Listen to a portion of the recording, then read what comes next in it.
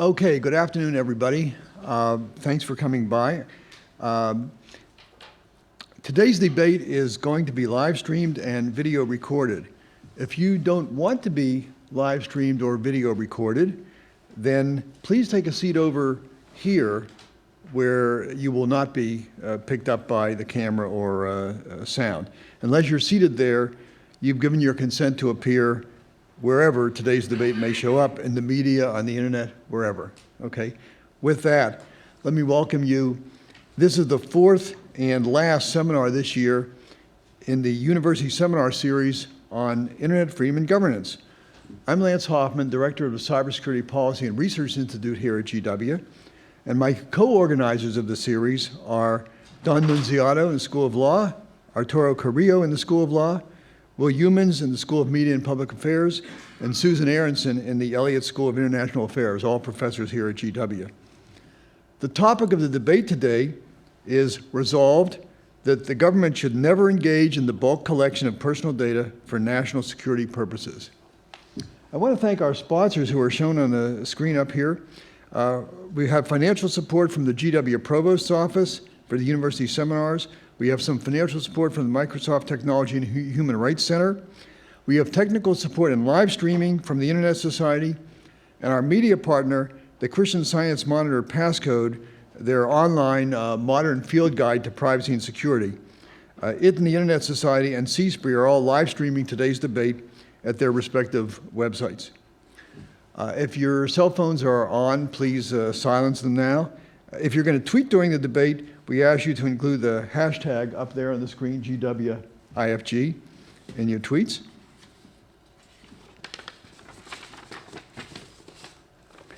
Finally, as we start, let me give a short shout out to Intelligence Squared. The inspiration for this came to some extent from the I-Squared debates. We're not associated with them in any way, but that series of debates about the issues of the day was the inspiration for this debate here. You can see their debates on all sorts of issues at intelligencesquaredus.org. Okay, briefly, the tensions between national security and civil liberties are obvious in a post-9/11 world, but the basic question is not new. Controlling the actions of persons in positions of power has been discussed by Plato in the Republic and ever since then. Today's debate is on the topic: the government should never engage in the bulk collection of personal data for national security purposes. It's going to take place in two rounds. And then our live audience here at GW in Washington, D.C. will vote to choose the winner.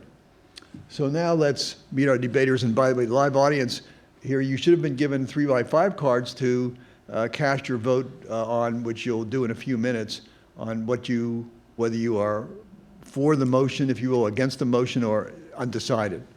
We'll come back and talk to you later about that after the discussions are over. Okay, starting now, Lee Tien is a senior staff attorney with the Electronic Frontier Foundation. Lee is over, wave Lee so people can see. He specializes in free speech law. He's published articles on anonymity, surveillance, the First Amendment status of publishing computer software, and information technology and children's sexuality. Lee got his undergraduate degree in psychology from Stanford and his law degree from Boalt Hall at UC Berkeley. Over to Lee's left, your right, is Chris Soghoian. Chris Soghoian is the principal technologist and senior policy analyst with the American Civil Liberties Union. Chris was an in-house technologist at the Federal Trade Commission, where he worked on investigations of Facebook, Twitter, MySpace, and Netflix. Prior to joining the FTC, he created the Do Not Track privacy anti-tracking mechanism that's now on the major web browsers. He has a master's degree in computer security from Johns Hopkins University, and his doctorate at Indiana University focused on the role that third-party service providers play in facilitating law enforcement surveillance of their customers. Orin Kerr, next in the middle, is a nationally recognized scholar of criminal procedure and computer crime law. Before joining GW's law faculty in 2001, he was a trial attorney in the Computer Crime and Intellectual Property section at the Department of Justice. He was also a special assistant U.S. attorney in the Eastern District of Virginia. He's a former law clerk for Justice Kennedy of the Supreme Court. He's testified 6 times before congressional committees. A couple years ago, Chief Justice Roberts appointed him to serve on the Advisory Committee for Federal Rules of Criminal Procedure. Orin, and I didn't know this until I read this yesterday, has an undergraduate degree in engineering from Princeton and a master's in mechanical engineering from Stanford, but he has a law degree from Harvard. And finally, last but not least, is Paul Clark. Paul Clark is President and Chief Technology Officer of Secure Methods, LLC. His expertise includes network systems and security, cryptographic applications, certification, key management, authentication, and integrity strategies. Dr. Clark was previously Chief Scientist for DynCorp, where he was the architect and lead implementer of a system that allowed digitally signed and encrypted submission of tax data over the internet. As a member of the Federal Advisory Committee for Key Management Infrastructure, he served as chairman of the Interoperability Working Group for Cryptographic Key Recovery. Paul's undergraduate degree is in math from the University of California at Irvine. His doctorate's in computer science here at GW. Full disclosure, I was his thesis advisor. Arguing for the motion, the government should never engage in the bulk collection of personal data for national security purposes, are going to be Lee and Chris. And arguing against the motion are Orin and Paul. Now, this is a debate. There's going to be one team winning and one team losing. And that decision is going to be made by you, our live audience here in Washington. By the time the debate has ended, this audience will have been asked twice to vote, once before the debate and once after. And the winning team is going to be those whose numbers have changed the most in percentage points between the first vote and the second vote. So let's register that first vote now. You've all been given cards. Which card are they using, the red or the tan or the blue or what? The yellow one? Okay. Vote on your yellow card whether you are for or against the motion right now.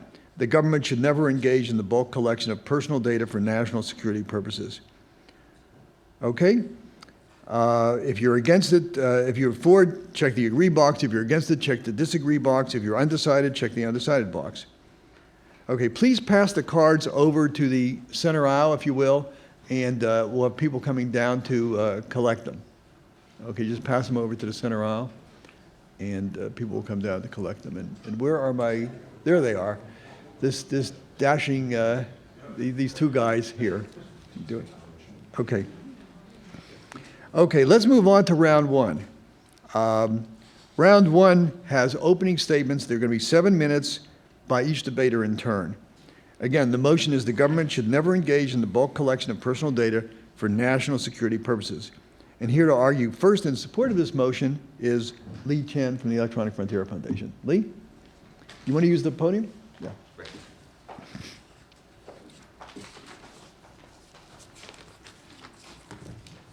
So thanks to Lance and GW and my fellow debaters. And I get to start, probably because I have the shortest resume. What we're debating today is whether the government should ever engage in bulk collection of personal data for national security purposes. Our position is that the government should not. This is a hard line. Some of you will agree generally, but not completely, because you worry about some dire situation that might break the rules. I appreciate that. But in our view, that's exactly why most of us were surprised and shocked to learn that the government actually does engage in bulk collection, such as the Section 215 telephony records program, which had been going on essentially in secret since 2001, collecting virtually everyone's phone records in the United States and holding them for at least 5 years. There are a few basic reasons why the government should not engage in bulk collection. Privacy and civil liberties, obviously, and democratic accountability, I think, less obviously. Even if at a policy level, you might agree with what NSA or the FBI seek to do, our constitutional values require public authorization and public evaluation, and that includes the rule of law. The idea that you have courts being able to evaluate, according to legal standards, what the government is doing. Now, I think there are sort of two fairly common ground doctrinal legal points. At least I hope they're common ground. The first is a concept in the Fourth Amendment about the prohibition on general warrants or general searches. It's widely accepted, the Supreme Court certainly has been repeating this over the last few years, that the main reason why the framers even created the Fourth Amendment was to prevent these so-called blank check warrants and blank check searches that did not constrain the discretion of executive officials in actually carrying out searches and seizures. And of course, the main issue there is that those are indiscriminate, or in the words of the Fourth Amendment, not particular. Now, the modern intelligence community currently seems to define bulk collection as something that is indiscriminate. In a presidential policy directive, it stated that bulk collection is essentially the collection of large quantities of signals intelligence data acquired without the use of discriminants like search terms or names or addresses or phone numbers or other kinds of identifiers. And this, we think, is by definition fits perfectly into sort of the category of general warrants that the framers intended to prohibit. So that alone ought to be enough to say that we should not have any kind of bulk collection. But I'll press that just a little bit. Within that notion of particularity is also a question of who decides. You know, again, because the framers were concerned not only about the bulkness of the collection, about its indiscriminateness, but also about who would be making choices. They didn't like the fact that once the blank check was given to the official, then he or she, well, it would be he, could decide whom to search, for what to take. And so what that tells us is that there's a basic principle here, not only about being particular, about having some kind of selectivity, but also to make sure that we're in a position to really oversee it. We want to constrain it beforehand, and we want to make sure that once it's happened, we actually have a legal rule or a legal standard that we could say, oh, you just broke that constraint.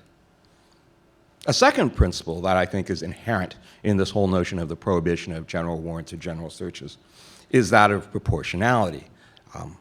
One of the things that a recent National Research Council study pointed out was that even if you think about this in terms of discriminants, selectors, you've also got a problem in that even if you say, focus on, well, I don't want everyone's phone records, I just want people in California, that's still a huge number. And given the modern bulk collection techniques, it's going to be really easy for those kinds of sort of broad discriminate collection to gather up a lot of innocent people's information. So I want to move then to a more general structural principle about accountability. And that has to do with the whole meaning of national security. The meaning of national security is contested. It's elastic. It fits all sorts of situations. That's what the intelligence community likes about it, and that's what makes it hard for both Congress and the courts to actually control. If you say national security purposes, what does that exclude? It could be anything at any time. So how can you have a rule that's actually going to oversee it? This is compounded by the problems of secrecy, classification of information, which have made it almost impossible for the people to know what it is the government is doing. It even makes it hard for judges and legislators to know what's happening. We've had senators want to talk about what's wrong or what they think is wrong, and yet be unable to do it because of national security concerns about even disclosing the information. So in sum, we've got three big issues. We've got this Fourth Amendment problem with general searches. We've also got the general privacy problem of the information that you've got. And last, you've got this big problem about how are you going to ever govern, cabin, or limit the information or the surveillance if you rest it on national security. I want to mention one other thing, which is that in our own litigation, EFF's litigation on this case, we've also focused on the question of First Amendment associational privacy. That is, our clients are gun groups, they're churches, These folks are chilled by not wanting, by knowing that the government is actually inspecting their phone records. Who is calling them? Who is seeking help from them? These are all issues that, and I will stop there. Thank you. Thank you, Lee. Okay, thank you, Lee Tien. Now, again, we're talking about the government shall never engage in the bulk collection of personal data for national security purposes. And our next debater will be arguing against it, and that's Professor Orin Kerr. Orin? This side or the other side? This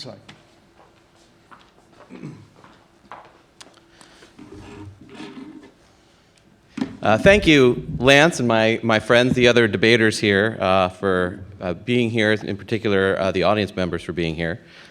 So privacy, I think we can all agree, is one of our most treasured values. It's essential to a free society. It protects our freedom of thought. It allows us to lead full and meaningful lives. At the same time, the reality is that we face security threats that might be discovered and therefore stopped through some kinds of surveillance.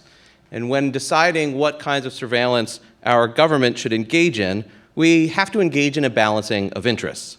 We have to assess the benefits of surveillance to the public safety and compare that to the costs of surveillance to privacy. And we should allow the surveillance when the benefits outweigh the costs, and shouldn't do so when the costs outweigh the benefits. This is just a simple cost-benefit framework. I ask you to oppose the motion because it is a harsh, categorical answer to a vague question that doesn't allow the kind of careful cost-benefit analysis that we need. Read the proposed motion carefully. It doesn't say that bulk collection of personal data should require a warrant, or that we should only engage in bulk collection of personal data when necessary. It offers instead a categorical rule. The government should never engage in bulk collection of personal data. Not ever, absolutely, categorically, no matter what. As my friend Lee Tien says for the other side, they are proposing a hard rule, a hard line, never. You should not enact such a categorical rule, in particular because it's not clear what this categorical rule is. Don't ban something unless you know what it is that you are banning. Consider the category, bulk collection of personal data. First, what is bulk collection? Is bulk collection collecting data on 100 people, 1,000 people, 1,000,000 people? Sure, there will be some circumstances where you can say, well, wherever the line is, we can think of a case that's clearly bulk collection. But if you're considering whether to ban bulk collection of personal data, you need to make sure you know the full scope of what counts. And the nature of the phrase bulk collection is a continuum, not a dividing line. And so you should be wary about banning bulk collection on that ground. And what is personal data? Sure, we can think of some categories of data that count as personal data, maybe your private emails. But what about lists of who traveled outside the United States, or who sent a particular wire transfer? What about records of non-US persons, foreigners, collected abroad? Or consider an old-fashioned telephone book. Imagine you pick up a phone book, or a government agent picks up a phone book. Is that bulk collection of personal data? It's hard to know. The terms here are themselves vague. Even if you get past the question of definition, you should not categorically ban bulk collection of personal data, because there will be programs in which where the benefits exceed the costs. For each program, we'd want to know exactly how it works, why it exists, how effective it is, and what are the privacy risks. That's a case-by-case question, and it doesn't allow for a categorical answer. Let me just give one example of what I would think is a bulk collection program of personal data for national security purposes that I think is a good program. The TSA has a program in which they collect the names and birthdays of everyone who flies on any flight, domestic or international. Sounds to me like that's bulk collection. About 1.75 million people fly a day. I think that's a good idea as a program. We all know the connection between air travel and terrorist threats. And one good way to keep bad people off airplanes is to know who wants to get on them.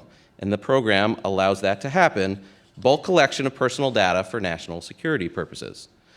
Certainly, there are other programs that may be more or less effective. Every program is going to be different. Maybe you want to say that we should be skeptical of bulk collection or only allow bulk collection when the case for it is strong. But if that's your view, then you should vote against the proposal, not for the proposal.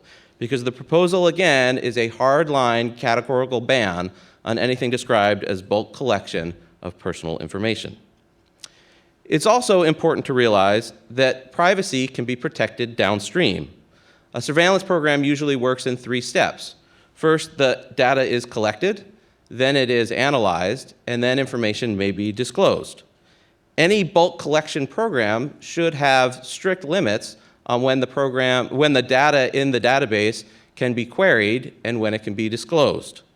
Depending on the case, you might want a program in which data is collected widely, but the government needs to go to court, for example, to search the database, and there may be strict limits on disclosure of the information. That may be the proper response in a particular case in terms of the best policy to maximize the benefits of the surveillance and minimize the privacy risks.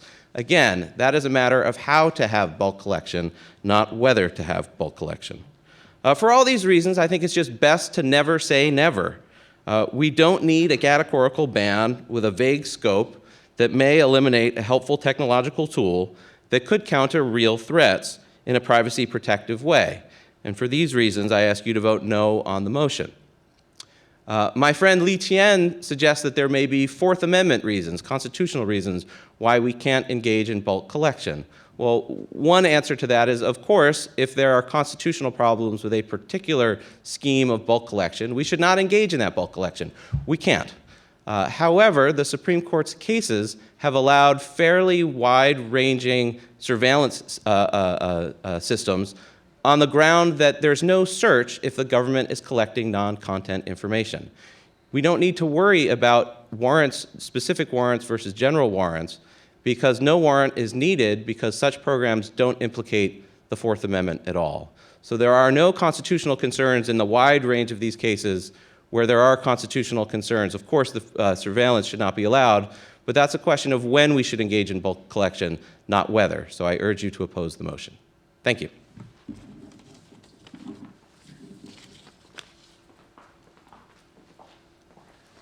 Thank you, Orin. Okay, as a reminder of what's going on, we're halfway through the opening round of this debate. I'm Lance Hoffman, the moderator, and we have 4 debaters, 2 against 2, 1 lawyer and 1 computer type on either side, arguing it out over this motion. The motion is, again, the government should never engage in the bulk collection of personal data for national security purposes. We've heard from the first 2 debaters. Now on to the third, Chris Soghoian. Chris? So apparently, when you invite lawyers to a debate, they spend their time arguing over the definitions. I will not be arguing over the definitions of bulk surveillance. Thank you all for joining us here. Every day, the telephone companies in the United States hand over records of all of their customers' telephone communications to the US government. Every day, a gigantic pile of records are provided to the NSA, and this database contains records that reveal who called an abortion clinic, who called a gay bookstore, who called a gun store or a suicide hotline. This database, this massive database of telephone records, a bulk telephone records database, is what law professor Paul Ohm calls a database of ruin, which means that deep within that database is information that could sink us all, or many of us. And in fact, the telephone records database that exists and that we've learned about because of Edward Snowden is just one of many bulk records programs that the US government is engaged in. And programs like this and surveillance that occurs at this scale is problematic for several reasons. And I hope that by explaining these, I will convince you to vote yes on this motion. The first is that the internet and telephone companies that receive surveillance requests from government agencies play an important and vital role in protecting our privacy. Surveillance necessarily involves requests that do not involve the individuals whose information is being requested. When the government goes to Google and asks for a copy of your email, you cannot be present. The government doesn't want to tip off the targets to the investigation. And so the only entity that can possibly be there to say no is the company. Judges are supposed to evaluate the applications, but judges are supposed to be neutral third parties. We actually want someone advocating on behalf of the privacy interests of the user, and the telephone and internet companies play that role. They play an important role as our proxies for privacy. And it's true, in many cases, these companies push back. Sometimes they say, you know what, this is not appropriate. They ask for the orders to be scaled back. They say that they will only hand over certain information for certain dates. And in some cases, they outright refuse and challenge the government and take these things to court. When bulk surveillance takes place, the internet and telephone companies are not able to act as our proxies. They are not able to evaluate every single bit of data that they're going to hand over and say, well, does the government need information about this person or this person? Because they're handing over everything at once. And then the government gets to query that information without that third party being able to push back at a later date. So that's one problem, this lack of a proxy for our interests. There's a second set of problems related to what happens once the data is in the government's hands. The first is that once you have this database, you have this data set of records, there's a huge temptation to use it in new and interesting and potentially problematic ways. So for example, GCHQ, which is the British government's intelligence agency, and NSA, the US government's foreign intelligence agency, engage in bulk collection of internet communications around the world. They have these devices that sit at key locations at telecommunications networks around the world, and they collect everything that goes through those networks. And I think the original motivation was to collect information that was of huge foreign intelligence benefit, things related to terrorism. But once they had this information, they could start to use it in other interesting ways. So for example, over the last couple of years, because of Edward Snowden, we've learned that NSA and GCHQ looked through those records to see if there were terrorist targets who were looking at pornography, because they figured maybe that could be information that they could use to undermine the credibility of people who are advocating for terrorism abroad.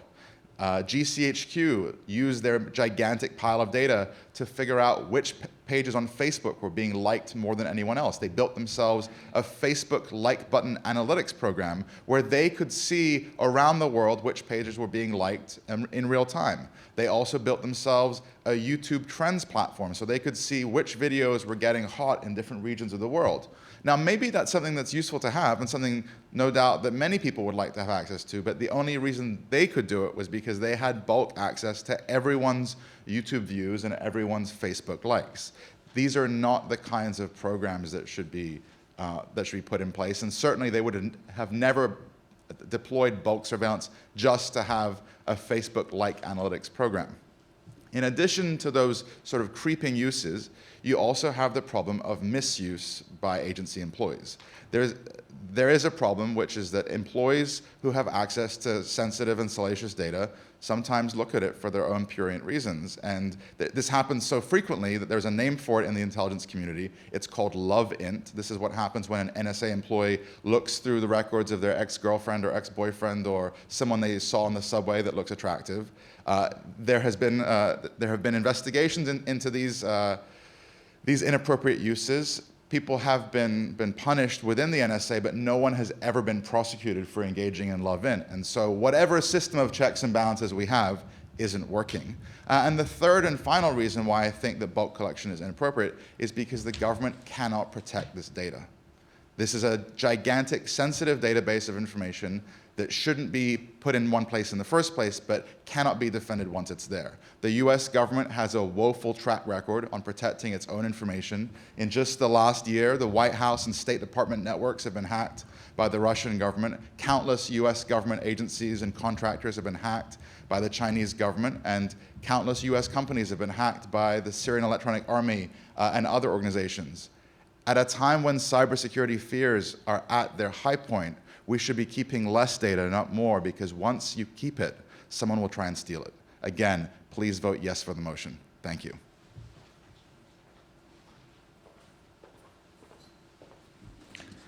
Thank you, Chris. Again, our motion is the government should never engage in the bulk collection of personal data for national security purposes. And our next debater will be arguing against it, Paul Clark.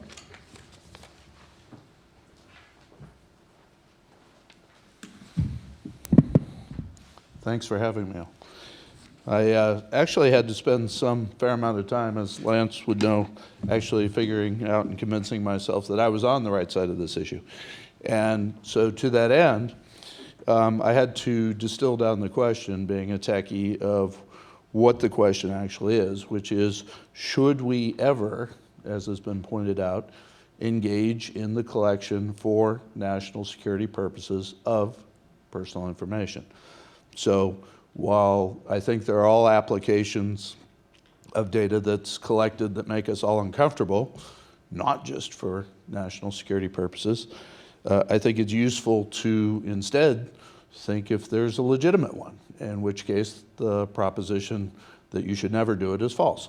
And so I turned my attention to a database that I know something about, which is the enforcement integrated database that DHS keeps and includes things like the TSA data that my colleague was speaking of, as well as immigration, customs enforcement, border control, all kinds of enforcement data that people who are detained or arrested by agencies of DHS is collected in a database.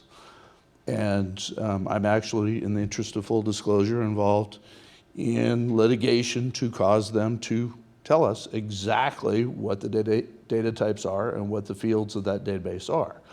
Having said that, I do not believe that we would be any safer or any better off if we simply deleted that data. In fact, if there is a crisis, and most of us in the audience are old enough to remember at least one, it would actually be irresponsible, in my view, to have deleted that data rather than having controlled access to it. So if we think about data that agencies reasonably need to do their jobs, I mean, we all know the IRS has certain data that they keep on us, and it'd be pretty good from my view if that didn't get released. There are strict laws which control access to it. Social Security Administration has medical data and other types of data on us. They reasonably need that data to perform their mission. So the question is, does DHS, in order to perform its mission, need to maintain this type of bulk collection data to perform its mission? I think unequivocally I can say yes. That if there is a crisis, it's going to be an attack or a threat of an attack that is of sufficient urgency that we want to know who the bad guys are. And not only do we not want to throw away the data on the bad guys, we want to know who went and visited the bad guys in jail, who got them out of jail. And we need to have that data preserved in order to respond to such a crisis. So what my opponent said, that the aggregation of data cannot be defended, I actually take some issue with. If you aggregate the data and instead put strict controls on it, rather than leaving it out in various agencies where it is more likely to be subverted, I believe that you can protect privacy and you can actually manage through legislation access to that data. And furthermore, you can run analytics on that data after it's been de-identified. I can actually remove, as they do with healthcare data, for purposes of running analytics. And then in the event that a severe flag is raised, then I could submit that for approval to go back and remap it to the individual data. This is all technically possible. It's all being done right now with healthcare data, and I think that we don't want to confuse the management of access to data with the collection of data. If we simply delete the data, that is, we don't collect it, rather than strictly legislating access, we will have essentially disarmed ourselves from being able to respond to what we know can be very severe threats.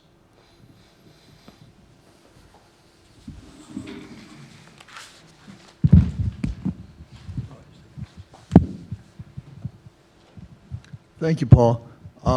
Okay, we'll now move on to a little back and forth among the debaters.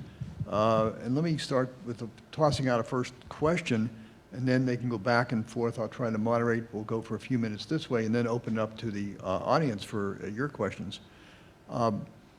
But Paul, you sort of you said something about, okay, we can aggregate the data and then de-aggregate it if we have to down the road. And I'm wondering if if the other side would really agree with that, or they have some issues with that. This also gets to the issue of the proposition. Do you put controls on, or can you even effectively put controls on at time of collection versus time of use?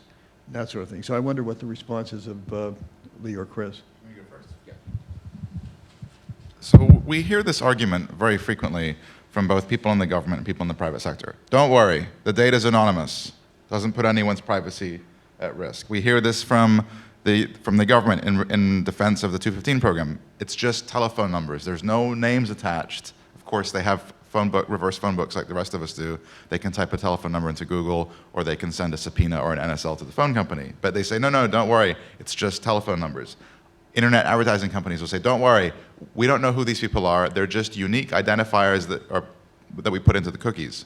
But of course, there are advertising companies that link those cookies back to people's names. There is a strong body of research showing that it is extremely difficult to de-identify data, and that the research is moving in the direction of re-identification. That means if you have a database of information that has allegedly been anonymized or de-identified, researchers are finding more and more ways that you can tie that anonymous data back to someone's name. There have been a number of top research projects done by people like LaTanya Sweeney at Harvard, who was until last year the chief technologist at the FTC. There have been countless real databases that have been re-identified, and the progress of knowledge and research is going in one direction, which is less and less anonymity and more re-identification. Sure. So make sure everybody can hear me. So I'd like to respond to that. Actually, the de-identification that I was speaking with and the inference problem that my opponent correctly points out actually have been known since the early 80s, when a good friend of ours, Dorothy Denning, published her book about the data inference problems within databases. And in order to infer, you must have a sufficient number of records in order to do that. So if you de-identify the data before it goes out, and if the data, such as the DHS database that I used as an example, which is not internet connected, is not searchable, and you export that data in the appropriate way, it will not be able to be re-identified. And because you have to simply need enough records and enough information in those records to re-identify it. So if I remove name, date of birth, social security number from people who are arrested's records, the rest of location and gender information and anonymous linkages between those records do not actually make it easy to re-identify at all. Let me give it back to this side now if you want to ask a question of the other side or respond further.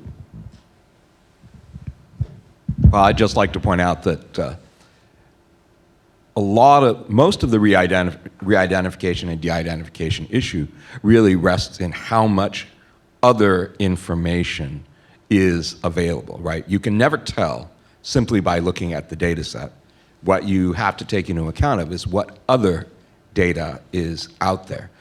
And in the context of our debate, which has to do with the with the bulk collection for national security purposes, I think I have to assume that when we're talking about the ability of the intelligence community and the national security establishment to re-identify or to actually use that kind of data, they already have their hands on an enormous amount of data, even without bulk collection techniques. Plus, some data is simply, it's hard to, say, de-identify DNA. It's hard to de-identify location records. The most recent studies show that something like a minimal set of 4 location points, and this is taken from studies involving cell phone, mobile phone location, is enough to uniquely identify individuals, at least inside the United States. So the amount of data that's needed to really penetrate a lot of these, the supposed anonymity protections in these data sets is very, very small. And when you look at the threat model, which is the intelligence community being able to use this data, I think it's very, very difficult to actually, for them to ever claim that they would not be able to actually identify people. Let me ask this side over here, Paul and Orin. Would this change significantly if the proposition were not about the government, but were about the private sector? In terms of collection? So you're asking, would the merits of the question change if it were private sector, Yes. bulk collection of personal data for national security purposes? Ah, that's good. You go with what you want with that. So, well, this is, Good or don't? I mean, my instincts are the same. That never say never. We need to analyze the merits of any particular program on a case-by-case basis, looking at the actual data that's being collected, how it can be secured, how it may not be secured, what are the risks, what's the oversight, what are the audit systems that are in place. We need that on a case-by-case basis. I think the default, of course, in the context of private sector collection is that unless the law steps in and says you can't do it, private companies, that's just a matter of they can collect information from their customers, usually pursuant to some sort of consent, or they have somehow registered with a private company and they are giving their data to the company. So I think it all just depends on the case. We shouldn't be answering this question in bulk, maybe is the best way of thinking about it. We need a granular answer to each program and to figure out whether it's a good idea or a bad idea. Moreover, in order to find against the proposition, you only need to find one counterexample. I'll point out that the database that I've been talking about includes no cell phone records. It simply keeps information on known bad guys. And so to that end, we only need to look at one legitimate use of this information in order to find against the proposition. Does this change? Oh, go ahead, Chris. So after you guys vote a second time, the votes will be counted. And then it'll be put onto the internet. And we're having an in-depth debate here, a refined debate with my opponents, delving into these small programs like TSA's database. But if you vote for them, when this is printed on the internet, it won't be, an audience at George Washington favors bulk collection of a limited database maintained by TSA. You have to understand the greater context that this debate is taking place in. Right now, the law that the government is using to collect bulk telephone records is expiring. There are debates on the Hill today to discuss whether or not this law should be renewed, whether or not the government, whether or not federal agencies should have the ability to go to private parties and compel the disclosure of all records about their customers. And so whatever you do today will play a part in that debate, in that broader political debate. This isn't about TSA collecting names and telephone numbers. This isn't about US Customs collecting information. This debate at its core is about secret databases maintained by the government, compelling third parties into handing over our private data to the government. This is not about someone filling out a form at the airport. All right? And so be very, very careful. Do not let the other side twist this and make you think that, oh, I guess there's this one database that the government keeps that sort of sounds okay, so therefore I'm going to bless what they're saying. This is a chance for you to say no to what the NSA is doing, and so please vote yes. Before I was a law professor, I was a prosecutor at the Justice Department, did a couple jury trials, and there's a name that lawyers have for the argument that Chris just made, and it's called jury nullification. That is, don't answer the question before you think of the symbol that your decision will send to the public at large. I think we're here to answer the question before us, which is, should the government ever engage in bulk collection of personal data for national security purposes? And you should focus on that question, not whether you like Section 215, whether you want to send a message to President Obama, whatever your broader views are, this should be focused on the question before us today. Well, I've got to respond to that. I mean, again, I keep going back to the Constitution. And the reason I keep going back to the Constitution is that I think that it represents sort of the basic charter for our principles. And one of those basic principles is that we don't actually trust the government to do the right thing. That's why we have separation of powers. That's why the executive branch is not supposed to be a king. That's why Congress is supposed to make laws, and the courts are supposed to figure out whether or not things are actually in accordance with the law and with the Constitution. Now, Orin and Paul have been talking about, gee, you've got to look at this on a case-by-case basis. But, like I said at the beginning, looking at things at a case-by-case basis is kind of what got us to this state right now. We are debating the question of whether or not the government should be engaging ever in bulk collection, because we've never actually apparently said the government never should. And so, as the executive branch, and especially the national security establishment, is wont to do, they have taken what seems to be a soft spot and just run the hell out of it. And they will continue to do that.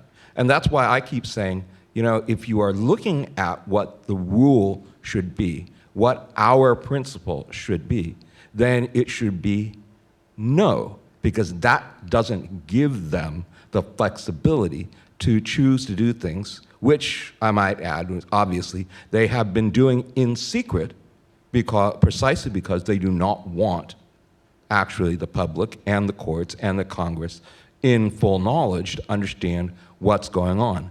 In fact, I don't know how we can even do the kind of granular case-by-case analysis that Orin and Paul are talking about if we don't have facts about what the government is doing, and we don't have a clear understanding of what the rules of the game are. We have seen with the 215 program, just as an example, that the law, which contained the word relevance, which has always been understood to actually limit what the government is supposed to be able to collect, as opposed to collecting everything, got turned into a blank check to collect all or as many telephone records as they could on the rationale that only by having it all would you be able to trace certain kinds of patterns. So the entire tone of this exceptions-based argument is actually to create a loophole that the intelligence community has and will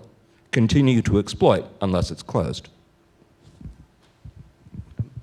I agree with a lot of what Lee just said about transparency and disclosure. I think it's absolutely essential that the public debate these questions as we are here. I think it's important that Congress now knows that the Section 215 telephony metadata program is existing. That authority is about to sunset. It will sunset on June 1st.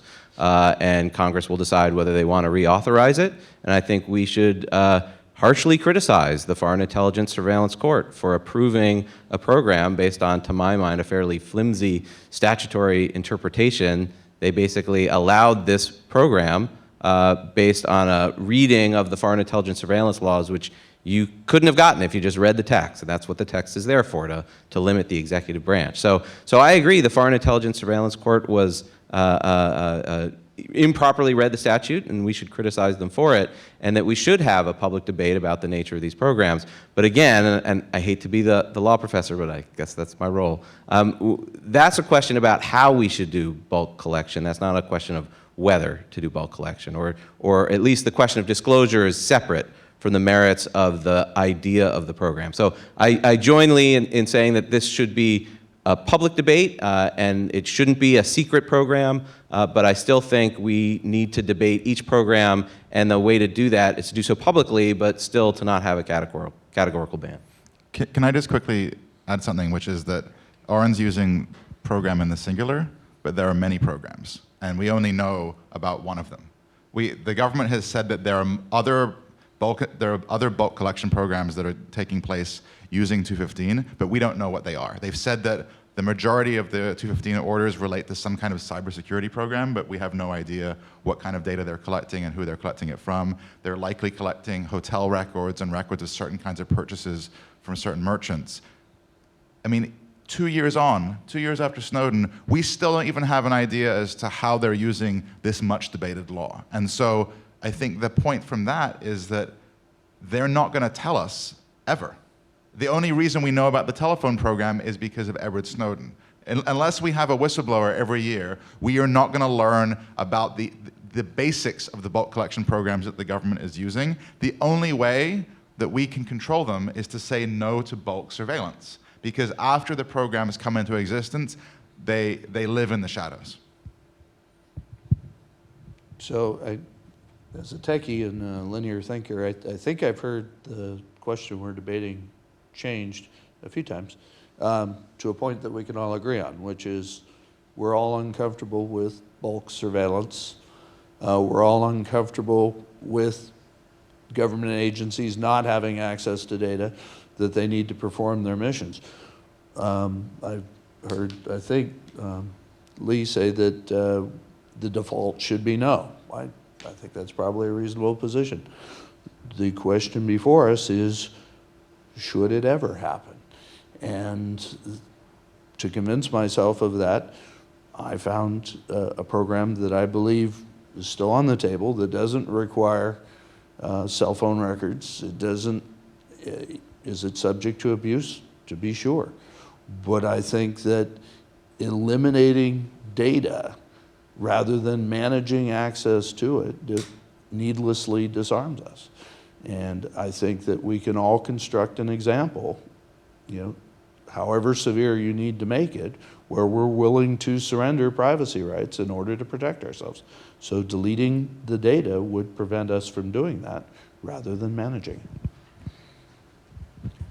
Let me ask one more question, starting with this side, and then we'll get to your questions. So think about questions you may wish to ask, and also we're going to have the second vote in a few minutes.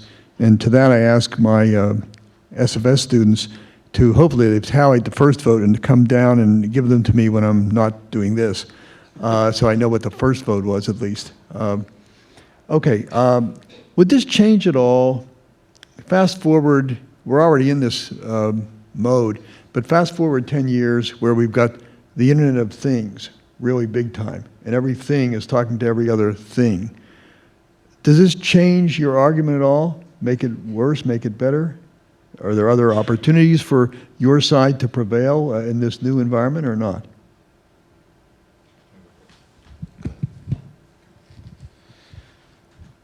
I have an internet-connected thermostat in my house, and at some point I will likely have an internet-connected home surveillance system surveilling people trying to get into the house. I will likely have an internet-connected washing machine at some point in the future, and I'm fighting the urge, but eventually I will probably have an internet-connected TV. And all of these devices are creating data that can be used to reveal when I'm home, when I'm not at home, who I'm at home with, what I'm doing in my house. And this is data that doesn't reside in my home. This is data that leaves my house and enters the databases of third-party companies like Google and Facebook and Microsoft. These companies pledge that they will protect my privacy. They pledge that they will evaluate every request that comes in and push back against requests that seem unreasonable. But they cannot push back on bulk orders if courts rule that those bulk orders are lawful. And so we may move to a point in the future where Nest, which is owned by Google, has to hand over bulk records of everyone's home power usage, revealing when they leave, when they come back, when they decide to turn the temperature up and down. We may move to a point where Google also owns a home surveillance camera service as well.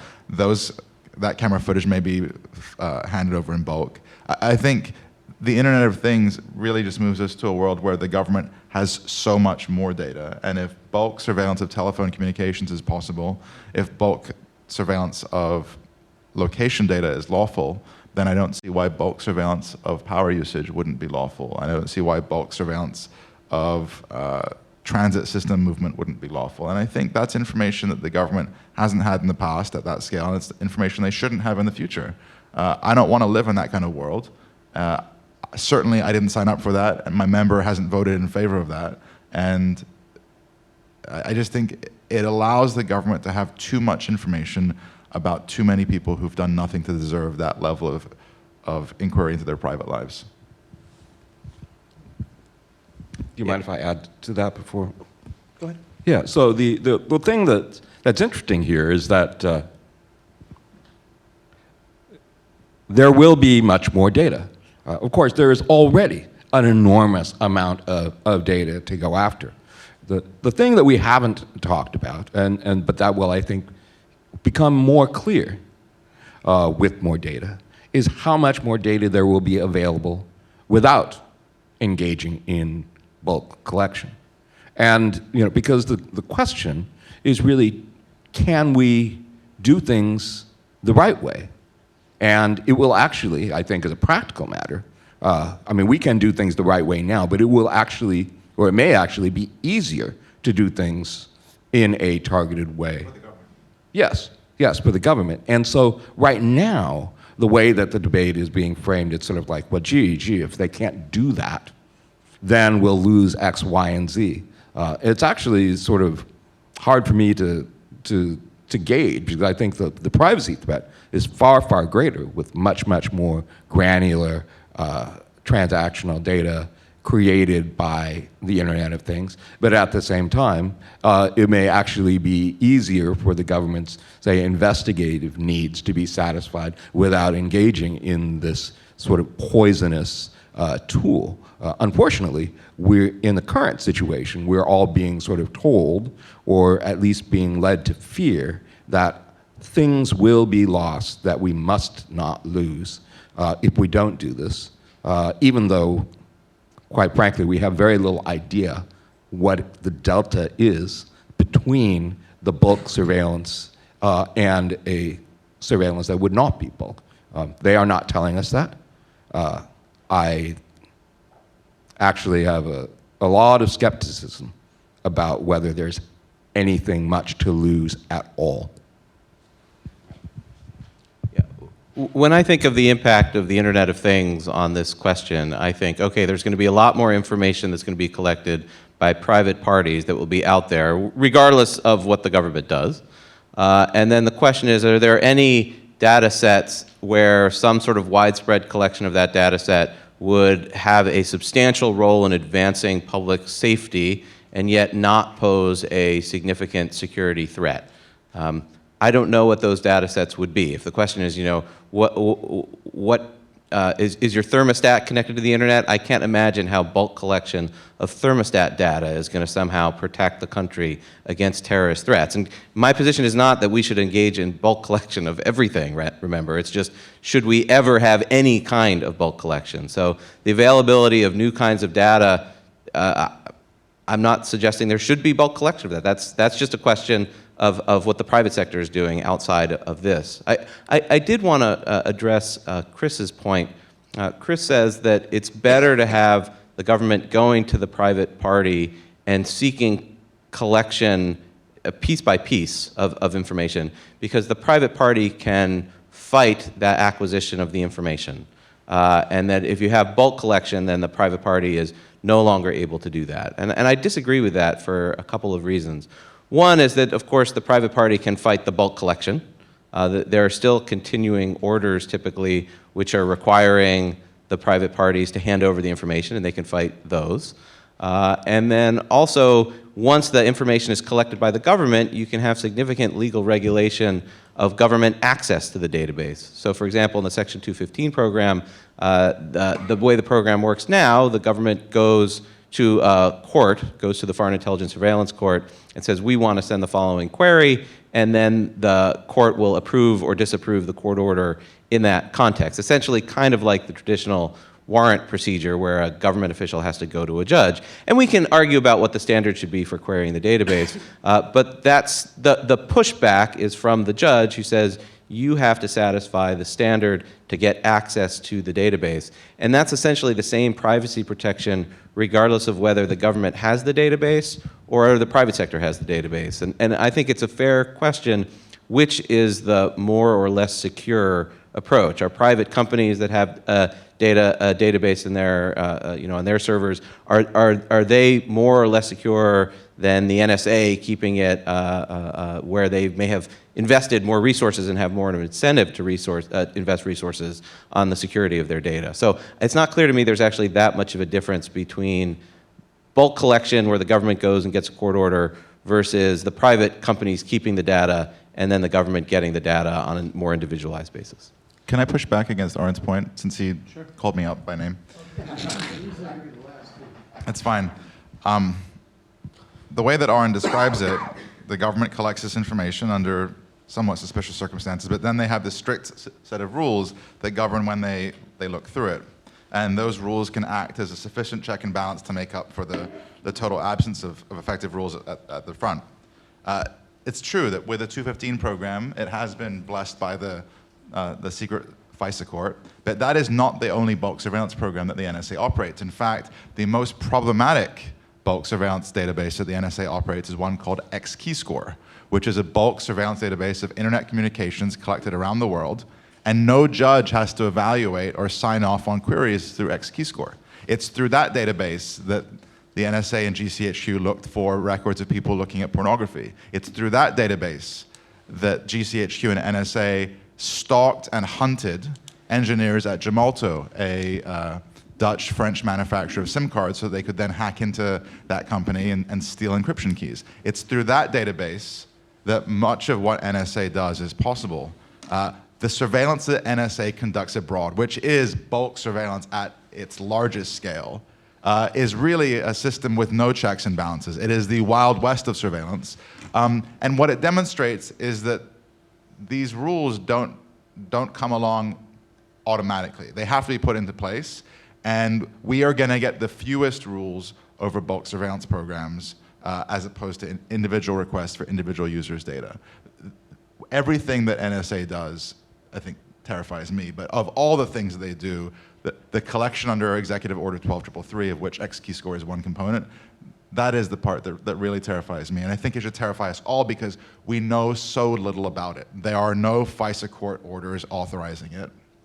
There are no FISA court search warrants authorizing searches through it. It's just a massive pool of data, and government agents can just put a net in and pull stuff out. And it turns out when you have this gigantic data set of people's emails and web browsing records and other private information, there's going to be some useful stuff in there.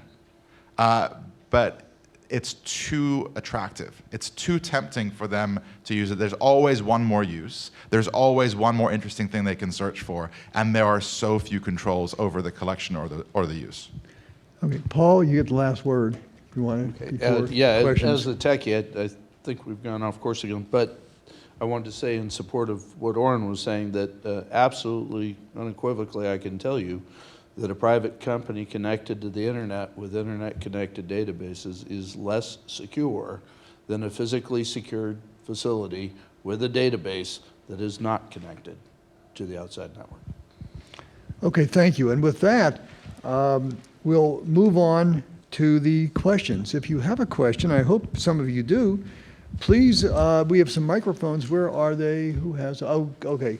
So we have some microphones in the back. Please raise your hand, and somebody will come down and approach you and give you the microphone, and you will be recorded and video recorded as well. Please state your name and affiliation. Take the time, the rest who are waiting, take the time to concisely formulate your question before you ask it. Make sure it's short, brief, concise. It's not a speech, but a question. And I will stop there and go for the questions. Okay. I'm J.C. Cannon with the Center for Privacy. Today we have cameras in airports, malls, stadiums, just collecting information of everybody that walks by. There's been talk about government expanding that so you can actually have more cameras in public. Now, understanding that those kind of cameras could have unraveled this mystery around Trayvon Martin and the Jefferson, Missouri incidents, would you be against that as well? Who's the question to? Chris and Lee. So it's, I think, cameras everywhere. So, 1, 2, 3. Go All right, so I didn't hear all of the question, but You want to repeat it real quickly? Yeah, bulk collection via cameras in public. But government-owned cameras or private-owned cameras? Well, a little of both. Of course, the government could have access to the video streaming from the private networks as well. Are you holding the microphone, by the way? I can't tell. Now he's empty-handed. Well, But let's do it. One I think more- I got the question. I'm saying that they could uncover mysteries All right. that exist that did have cameras. Would you be against that type of collection? So I think the thing is that I don't think there's anyone on stage here who would say that bulk surveillance data wouldn't be useful to the government, right? Let's just use this as a thought experiment. If the police could kick down any door they wanted and search any home anytime, they would certainly be able to catch more bad guys.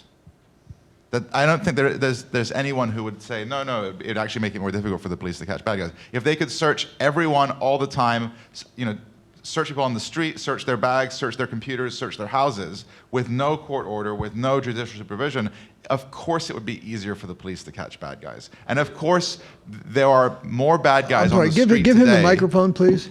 There are more bad guys on the street today because the police have to follow rules and get warrants.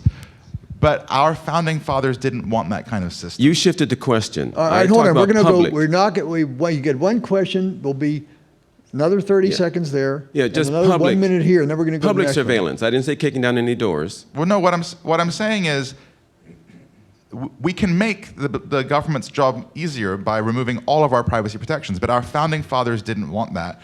And there are countries where there are cameras on every corner, the UK being one of them, and the UK and Singapore, which also has them. They're both police states.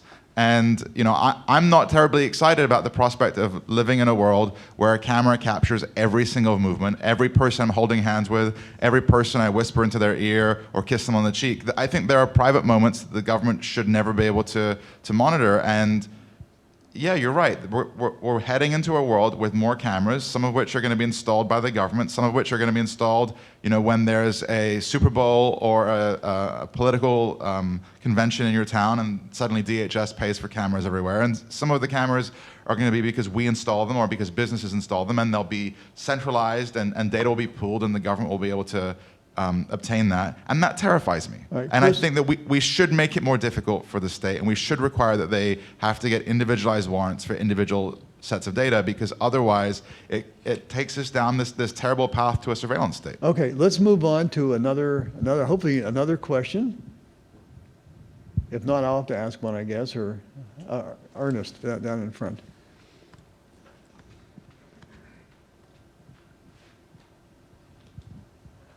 Ernest McDuffie, CEO of the Global McDuffie Group. So I've done a lot of work in cybersecurity issues. Actually worked for NSA as a disclaimer. I have a military background. So the thing that this question does for me is, the focus on never. I think that's a big point. I hate anything. Again, that Ernest, says it's not never. a speech, it's a question. No, I know. So the question is, what do you do about the bad guys in the world? We're kind of coaching the government as being the bad guys. I take that you can't trust the government to some extent. That's why the checks and balances are part of the system, so that there is some degree of trust. But you certainly can't trust the bad guys.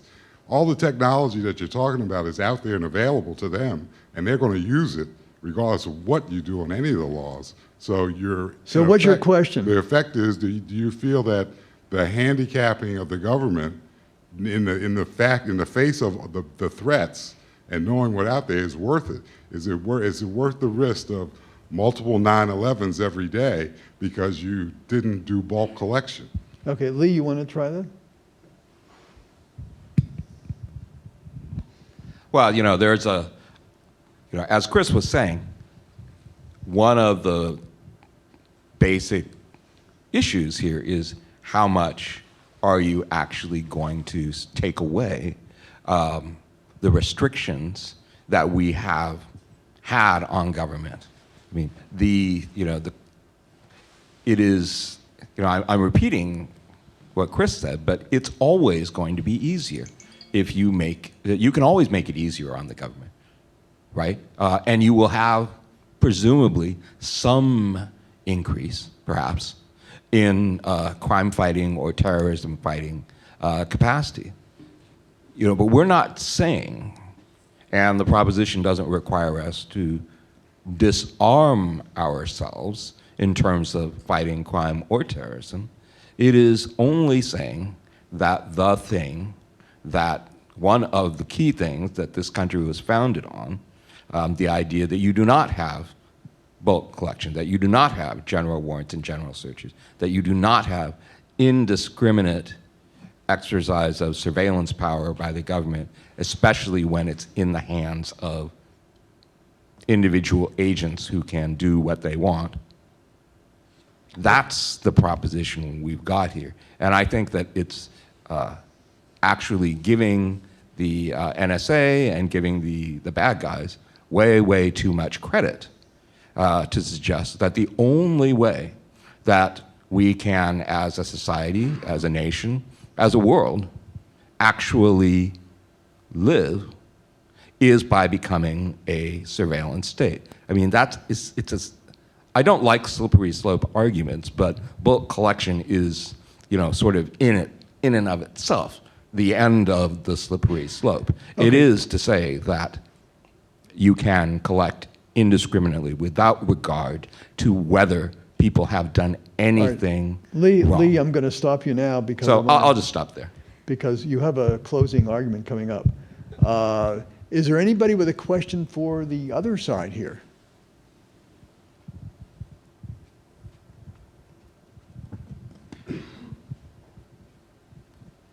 Thank you. My question is mostly for Professor Kerr. Identify yourself first. William Yeomans. I'm a faculty member at the School of Media and Public Affairs.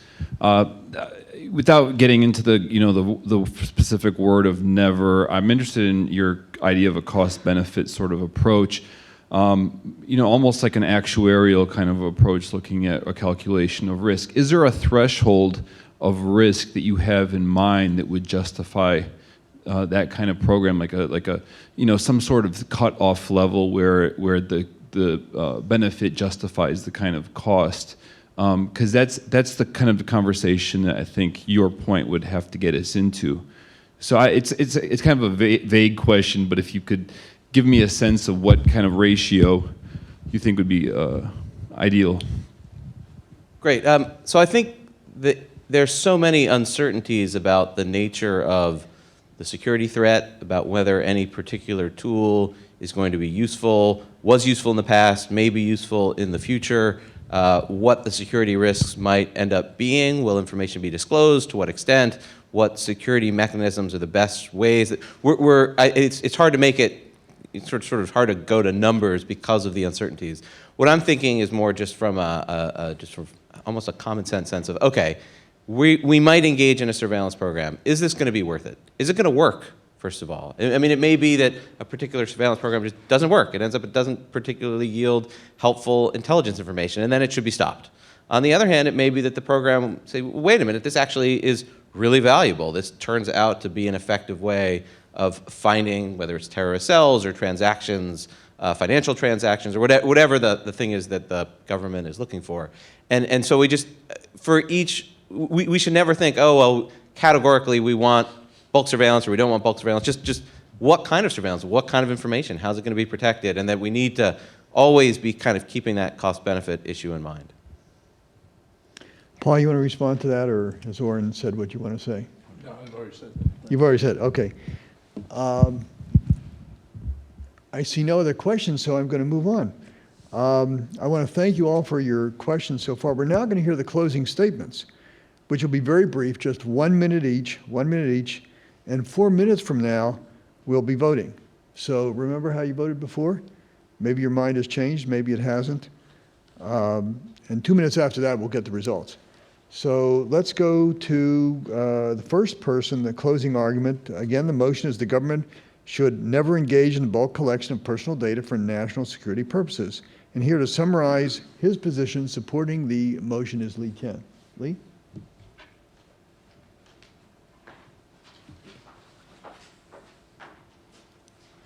So I think since it's a summary, you have heard this all before.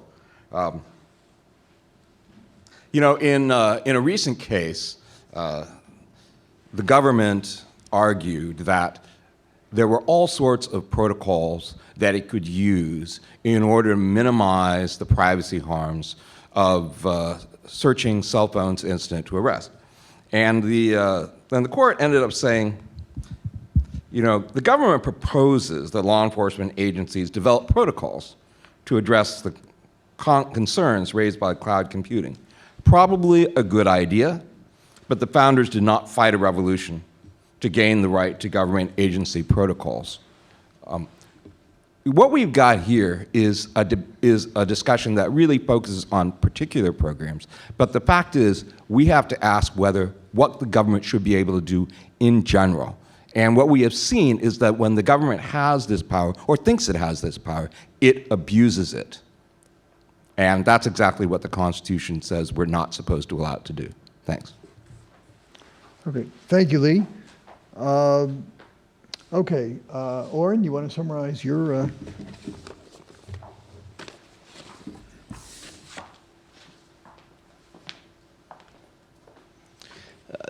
The premise of this debate is that we've entered a pretty scary world, scary in two different ways. Scary in the sense that the threat of security harms is real, and also scary in the sense that the privacy harms, the privacy threats are real.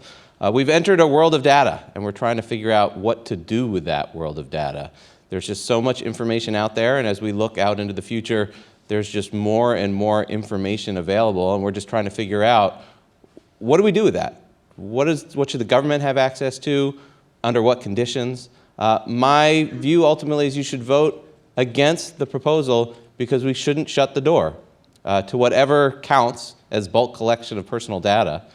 We should look at each case on a case-by-case basis and not foreclose the possibility some of these programs are going to be pretty effective and useful and therefore worth it. Thank you.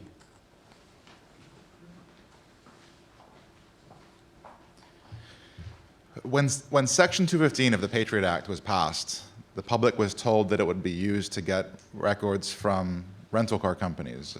The big debate at the time was over whether the law could be used to get library records. The American public was never told that this law would be used to get telephone records in bulk. The only reason we know about this bulk telephone records program is because of Edward Snowden, and we still don't know about several other programs that the US government is operating.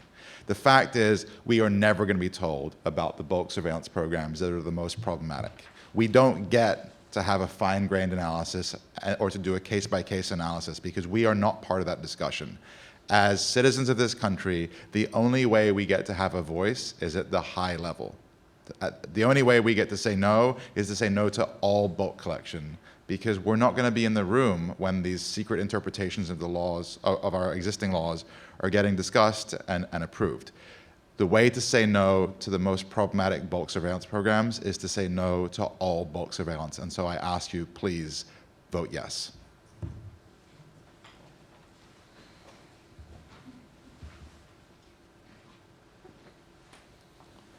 First, thanks for having me. I've actually really enjoyed this. I think that the argument as it was originally posed and presented still comes down to the fact, is there a case when it should be allowed? I've presented one. My opponents none of them have told you that that database should be deleted. Not one of them. And I think that there are, in order to perform the operations of these agencies, legitimate reasons for them to collect data. And so the question is whether that data should be retained for national security purposes. I didn't hear anybody say that it should be deleted. Thanks.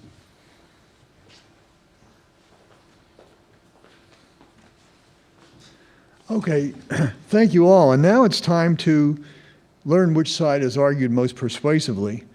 We're going to ask you to go ahead and go to your 3x5 cards, which you have, the other set of 3x5 cards, and vote a second time. Remember, it's the team whose numbers have changed the most in percentage points between the opening and closing, which will be declared the winner.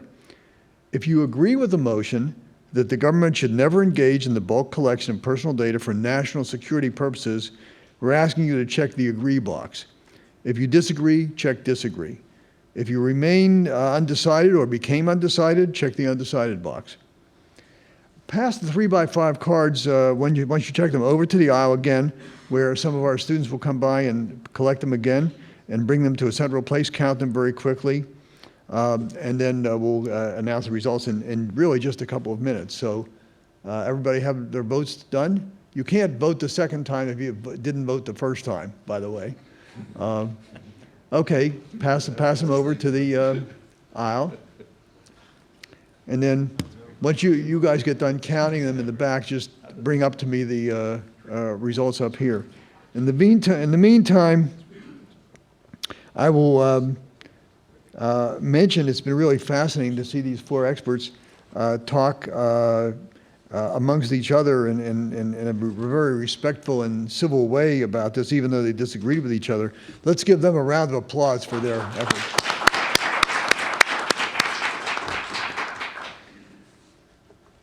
Okay, and while we're doing that, a word from our sponsor.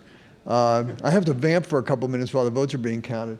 So I thought I would talk just a bit about the institute, the Cybersecurity Policy and Research Institute, which I direct, which is one of the sponsors of the University Seminar Series, or one of the organizations along with SMPA and the School of Media and Public Affairs and the Elliott School of International Affairs and the Law School, who are bring this to you. CSPRI, the Cybersecurity Policy and Research Institute, is in the School of Engineering and Applied Science, but we really do all of the missions of the university in terms of research and education and service. We have projects in each, as you can see there. Indeed, this project is one of them. If I can ask the mouse click on the first slide, on the first blue bottom there, the blue box, the University Seminar on Internet of Freedom and Governments, that's what this is. You see the mouse creeping up there? And in a moment, you may have seen this. And now, talk about recursion. This is a live stream of a live stream or something like that. This is pretty cool. So that's this project. And then if you would go back, please, to the original, that slide. Thank you. We also have a scholarship program. Many of the students here are in the CyberCore Scholarship Program. It right now supports students in 4 different schools of the 10 schools of the university. And next year it'll likely support students in 5 schools of the university. And that's really quite something, because cybersecurity really is interdisciplinary, and cybersecurity and privacy, closely related as you can tell, really are important, interesting, and so interdisciplinary and multifaceted. That's the website of the CyberCore Scholarship for Service program up there. And if I can go back to the original one, do you have the results? Ah, the results are in, okay. We go back to the original slide then, of the sponsor slide. Come on up and let me see these. Thank you. Okay, now I get to reveal, in the beginning, we started out, and again, the proposition is the government should never engage in the bulk collection of personal data for national security purposes. Okay. Never engage in it. At the beginning, believe it or not, of the 20 people that voted, okay, it was basically even.